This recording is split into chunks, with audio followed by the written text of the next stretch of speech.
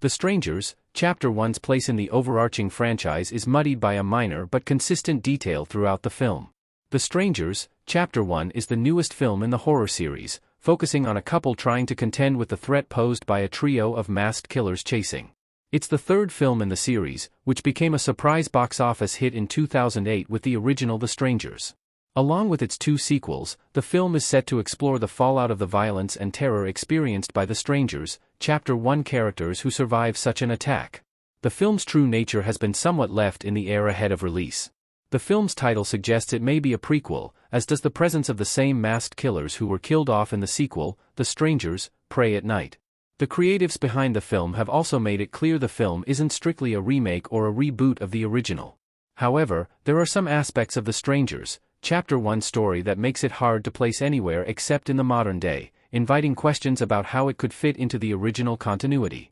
The Strangers, Chapter 1 can't be a prequel. Modern tech means The Strangers, Chapter 1 happens in the modern day. Madeleine Petsch as Maya and the Killers in The Strangers, Chapter 1 custom image by Yider Chacon. The Strangers, Chapter 1 has technology that firmly places it in the modern day, meaning it can't be a direct prequel to the events of 2008's The Strangers. On a thematic and story level, The Strangers, Chapter 1 is very similar to the original movie, focusing on a couple endangered by home invaders. Ahead of the film's release, there was some speculation that the film would be effectively a prequel to the original, explaining how the villains could appear in the film despite being killed off in 2018's sequel, The Strangers, Prey at Night. However, there are modern elements to The Strangers, Chapter 1 that make placing it in or before 2008 hard to buy. Maya and Ryan have a modern car that has a modern button ignition, that nevertheless fails at an inopportune time.